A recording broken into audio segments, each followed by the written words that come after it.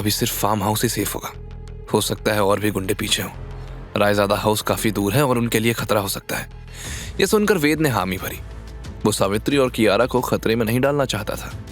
सड़क पर एक काली कार उनसे थोड़ा डिस्टेंस मेंटेन करते हुए धीरे धीरे उनका पीछा कर रही थी। कार में बैठे लोग मयंक की कार को क्लोजली ऑब्जर्व कर रहे थे। उनके गले में स्नेक शेप का लॉकेट लटक रहा था। वहीं वेद इतना एग्जॉस्टेड था कि कार में ही उसकी आंख लग गई थी।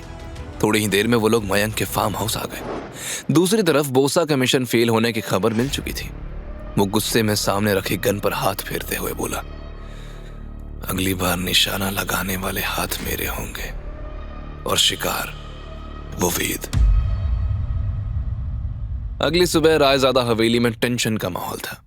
हॉल में कियारा अपने फ्रेंड्स को कॉल करके 10 करोड़ का इंतजाम करने को कह रही थी और मन ही मन वेद को कोस भी रही थी। दादी ने भी ऐसे इंसान को रिस्पॉन्सिबिलिटी दी है जो जिंदगी भर डिलीवरी करेगा तब भी 10 करोड़ नहीं कमा पाएगा। अब यशवंत चाचा को कैसे भी करके मनाना होगा। तभी सावित्री देवी ने सोफे पर बैठते हुए उससे पूछा, कियारा वेद कहाँ है? रात से घर नहीं आया, कहीं कोई प्रॉब्लम तो नहीं? कियारा चिढ़ते हुए बोली, आई थिंक वो डर कर भाग गया होगा और 10 करोड़ का इंतजाम भी नहीं हुआ है। आज डेडलाइन है। इधर यशवंत विला पहुंच चुका था।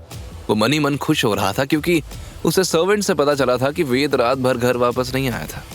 यशवंत मन में बोला, लगता है बॉबी ने अपना काम पूरा कर दिया होगा। अब वेद की प्रॉब्लम से हमेशा के लिए छुटकारा मिल गया।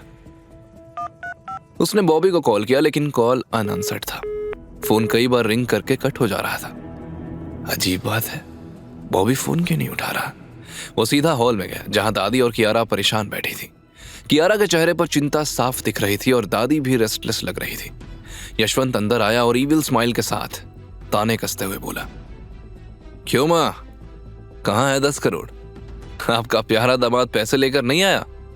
10 करोड़ दो और शेयर्स ले लो, वरना आज ही मैं अपने शेयर्स मिस्टर सबरवाल के नाम ट्रांसफर कर दूंगा। ये सुनकर सावित्री गुस्से में बोली, यशवंत थोड़ा समझदारी से काम लो, फैमिली बिजनेस है ये। अगर तुमने सबरवाल को शेयर्स बेच दिए तो जानते हो ना वो आरके इंडस्ट्रीज को बर्बाद कर देगा। वो पहले से इसी ताक में है। Family business? कैसी फैमिली? आपने पहले ही मुझे बिजनेस से बेदखल कर दिया है। ये कैसी फैमिली है जहां मां अपने बेटे को नहीं किसी गैर आदमी की तरफदारी करती है? अब देर हो चुकी है। उसने अपने फोन से एक नंबर डायल किया और बोला, हेलो मिस्टर सबरवाल, मैं अपने शेयर्स आपके नाम करने का फैसला कर चुका हूं। हम आज ही मीटिंग कर लेते हैं। कॉल डिस्कनेक्ट होते ही कियारा शॉक्ड होकर बोली, आप ये क्या कर रहे हैं? कंपनी के शेयर्स आउटसाइडर को दे रहे हैं?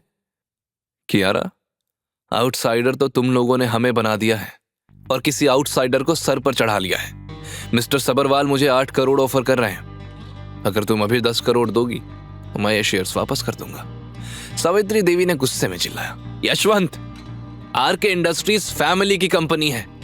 तब यशवंत ने बीच में ही उनकी बात काटते हुए कहा, फैमिली की कंपनी थी मां, अब तो उस गंवार के आने के बाद सब कुछ बदल गया है। बेटर है कि कोई केपेबल पर्सन इस कंपनी को हैंडल करे। यह सुनकर सावित्री देवी निराश हो गई। उन्हें अपनी ही परवरिश पर गुस्सा आने लगा और इस बात पर भी कि उन्होंने वेद को इतनी बड़ी जिम्मेदारी देकर उस पर भरोसा किया। कियारा ने गहरी सांस ली और बोली, यशवंत अंकल, मैं अपनी कोई प्रॉपर्टी बेचकर आपको पैसे दे दूंगी, लेकिन उसमें 2-3 दिन का टाइम तो लगेगा। आप एटलीस्ट मुझे इतना टाइम तो दीजिए। यशवंत ने जवाब में कहा, 2-3 दिन नहीं, आज ही पैसे चाहिए। मैं 1 मिनट भी इंतजार नहीं करूंगा। ये कहकर यशवंत उठ खड़ा हुआ और कियारा की आंखों में आंसू आ गए। उसे समझ आ गया था कि यशवंत पहले से ही ये सब प्लान कर चुका था। तभी दरवाजा खुला और वेद हाथ में एक बड़ा सा बैग पकड़े हुए कमरे में दाखिल हुआ। उसने सीधे टेबल पर बैग पटकते हुए कहा, ये लो 10 करोड़ और अब शेयर ट्रांसफर पेपर्स पर शराफत से साइन कर दो। वेद को देखकर यशवंत हैरान था। उसे तो लगा था कि बॉबी ने वेद का काम तमाम कर दिया, लेकिन वेद तो सही सलामत खड़ा था। लेकिन उसके चेहरे की चोटों के निशान साफ बयां कर रहे थे कि कल फाइट तो हुई थी। वहीं कियारा शॉक थी कि वेद ने सच में एक रात में 10 करोड़ का इंतजाम कर दिया था, लेकिन कैसे? तभी सावित्री देवी ने मुस्कुराते हुए शेयर ट्रांसफर के पेपर्स की तरफ इशारा करते हुए यशवंत से कहा, लो आ गए 10 करोड़, अब साइन करो और जाओ यहां से। यशवंत ने दांत पीसते हुए पेन उठाया और साइन करते हुए मन ही मन बोला, इसने मुझसे मेरे ही शेयर्स छीन लिए, इसे तो मैं छोड़ूंगा नहीं। वो वहां से गुस्से में तेजी से निकल गया और कार में बैठते ही उसने जोर से स्टीयरिंग पर मुक्का मारते हुए कहा, ये वेद, ये मेरे गले की हड्डी बन गया है, ये बॉबी से बचकर कैसे निकल गया। तभी उसे समीर सिंह का मैसेज आया। उसने समीर के भेजे लिंक पर क्लिक किया तो बॉबी के अरेस्ट की न्यूज चल रही थी। न्यूज में रिपोर्टर बोल रही थी, मुंबई पुलिस ने नोटोरियस क्रिमिनल बॉबी को अरेस्ट किया है। सोर्सेस के अनुसार यह अरेस्ट एक प्राइवेट फाइट के दौरान हुई है। यशवंत ने गुस्से में फोन बंद कर दिया। बेवकूफ, इतना सिंपल काम नहीं कर सका, एक छोकरे से हार गया, अब क्या करूं इस वेद का। अचानक ही यशवंत के चेहरे के एक्सप्रेशंस बदल गए और वो ईविल स्माइल करते हुए बोला, इस वेद को लगता है कि वो बहुत स्मार्ट है, लेकिन अब हाथ पैर मारने का नहीं, दिमाग से खेलने का वक्त है। फाइट गेम आसान है ना तेरे लिए, अब माइंड गेम देख, जिसके दम पर ये उछल रहा है, अगर वो ही ना रहे तो। उसकी आंखों में एक अजीब सी चमक थी, जैसे कोई बड़ी योजना बन रही हो। उसने अपना फोन उठाया और एक नंबर डायल किया। कॉल रिसीव होते ही वो कनिंग स्माइल करते हुए बोला, हेलो, मुझे पता है तुझे क्या चाहिए, अगर वो हासिल करना है तो तुम्हें जल्दी करना होगा। I have a plan. कुछ देर बाद उसने फोन काट दिया और ईविल स्माइल करते हुए बुदबुदाया, अब देखते हैं कि वेद कितना होशियार है। कल की पार्टी की रौनक देखने लायक होगी, और इस बार चित भी मेरी और पट भी मेरी। दूसरी तरफ रायजादा विला में सावित्री देवी, वेद और कियारा बैठे थे। वेद के चेहरे और हाथ पर कुछ चोटों के निशान थे। ये देखकर सावित्री देवी बोली, वेद बेटा, तुम्हें ये चोट कैसे आई? कुछ नहीं दादी, बस।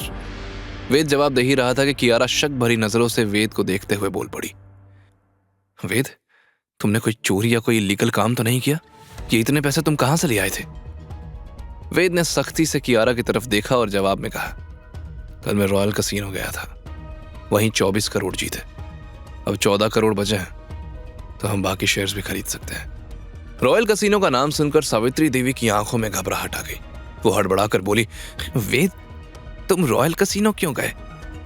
वो बहुत ही डेंजरस जगह है, वहां तुम्हारी जान भी जा सकती थी। बात करते करते सावित्री देवी की सांस तेज होने लगी और वो अपना माथा दबाने लगी। तो वेद तुरंत उनके पास आया और धीरे से उनकी नब्ज चेक करते हुए बोला, आपसे नहीं जाऊंगा दादी, मुझे वैसे भी वो जगह पसंद नहीं, लेकिन आज 10 करोड़ लाना जरूरी था। कियारा भी दादी की हालत देखकर घबरा गई। दादी प्लीज आप स्ट्रेस मत लीजिए, आपको डॉक्टर ने मना किया है ना। वेद और कियारा को परेशान देखकर सावित्री देवी ने धीमी आवाज में कहा, तुम दोनों अभी मेरी फिक्र मत करो, मुझे कुछ नहीं होने वाला। यमराज को भी जान लेने से पहले मेरी परमिशन लेनी होगी। सावित्री की बात सुनकर कियारा मुस्कुराई, लेकिन वेद उनकी कंडीशन समझ चुका था। सावित्री देवी के पास ज्यादा दिन नहीं बचे थे। आगे की कहानी जानने के लिए देखें अगला एपिसोड सिर्फ पॉकेट एफएम के YouTube चैनल पर, और के फॉर किंग के सारे एपिसोड्स को सुनने के लिए डिस्क्रिप्शन में दी लिंक से डाउनलोड करें पॉकेट एफएम ऐप।